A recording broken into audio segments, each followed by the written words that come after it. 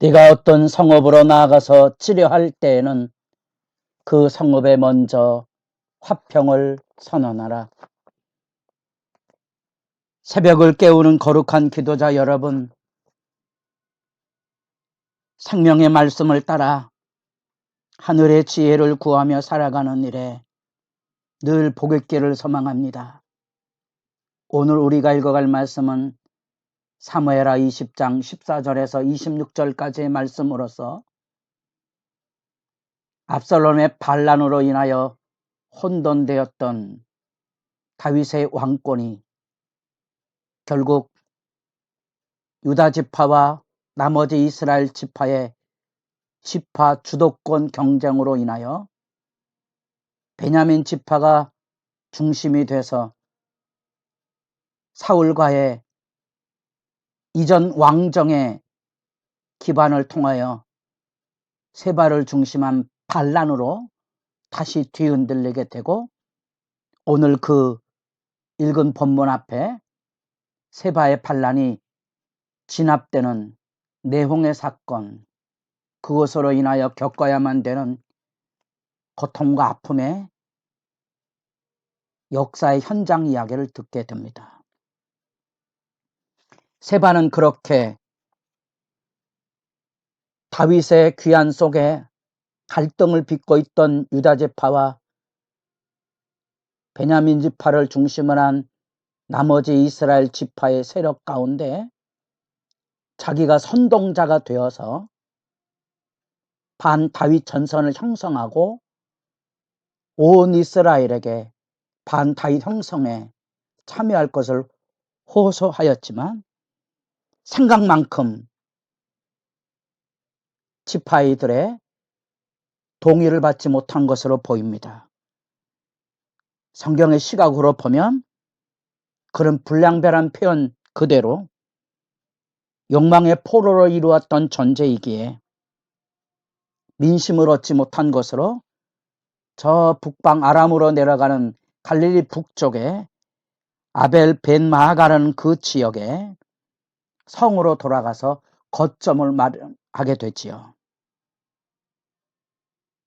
요압은 아마사를 통하여 다윗이 임명한 진압 사령관의 지위를 아마사를 살해하고 자기 군벌, 군사 조직을 통하여서 선두에 서서 세바를 진압하는데 앞장서게 됩니다.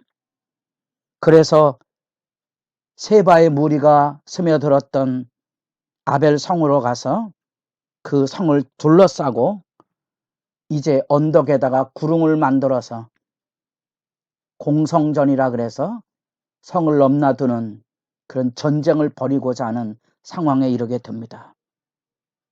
선연하게 우리는 역사 앞에서 매번 강조하고 돼 있는 이 힘의 지배에 세상의 권력 욕망과 남을 지배하고 자기가 하나님 노릇하려는 사탄의 전술 전략들을 이 역사의 현장에서 주목하여 분별하여 지금 살펴보고 있습니다. 요압이 그 선봉에 서서 자기의 이권이나 권력에 장애가 되는 사람들은 북이스라엘의 사울 가문의 잔전 세력을 구하봤던 그 세력 다툼 안에서 아브넬을 협상 대상으로 다윗은 삼았지만 살해해버리죠. 권력 배분에 대한 위기의식이지요. 압살롬 살해를 통하여 다윗의 신임을 얻지 못하는데 서있던 요압은 이제 진압사령관으로 임명된, 그것도 다윗의 친위 부대까지 거느릴 정권을 받은 아마사를 살해함으로써 권력을 쥐게 됩니다. 그는 다윗 왕권을 위해서 충성된 사람이지만 성경에서 말하고는 전형적인 힘의 지배자의 모습으로 비춰지고 있고, 이후로도 이 힘의 지배의 권력 욕에 사로잡혀서 솔로몬 시대까지 이르게 됩니다. 자, 본문을 통하여서 우리가 말씀을 읽어가며 하나님 앞에 기도해야 될, 하나님의 말씀을 묵상하고 생각해야 될 중요한 포인트, 이 힘의 지배입니다. 우리는 언제나 돈이나 권력을 통하여서 가정이든지 교회든지 사탄의 이 어둠의 망령, 그래서 남을 지배하고 억압하고 자기가 높아지려고 하는 이 힘의 숭배의 현실을 여러분 주의해 보시고, 뜻밖의 한 지혜로운 여인의 화평의 외침을 요압이 만나게 됩니다. 고대 사회에서 전쟁사에 이제 마주서게 되면 서로 대화하는, 목소리를 높이는데 이쪽 성의 대표자 세바의 목소리가 나와야 되는데 뜻밖의 한 여인이 등장하게 됩니다. 성경에 종종 이런 사례들이 나타나고 있죠.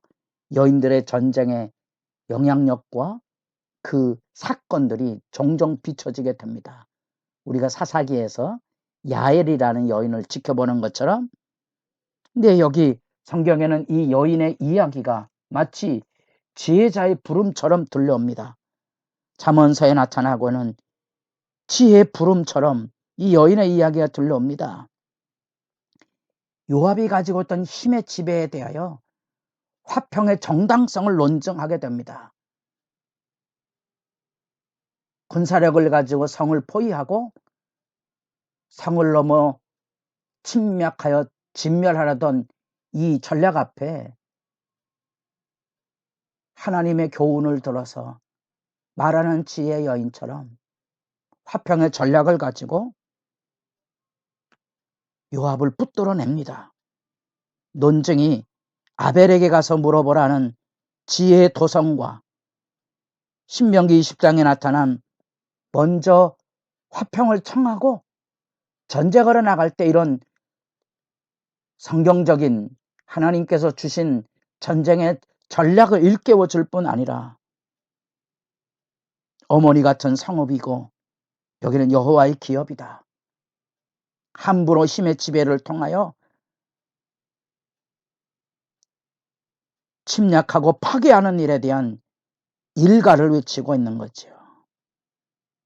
꼼짝없는 지혜로움 앞에 요압도 지혜 대답을 하게 됩니다.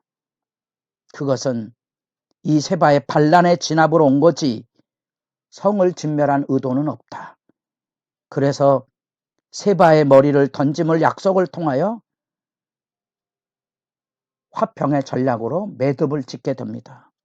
그래서 그 여인이 어떠한 영향력을 발휘하고 있는지 모르지만 마치 다윗의 사약 안에 드구아의 여인이 부름을 받았던 14장의 말씀처럼 이 여인도 아마 여선지일 가능성이 있고 그 성읍에 존중받는 여인으로서 영향력을 발휘하여 세바의 머리를 던짐으로 전쟁의 참상을 모면하고 화평으로 이 세바의 반란이 진압될 뿐만 아니라 아벨 성도 보존되는 결과를 놓습니다.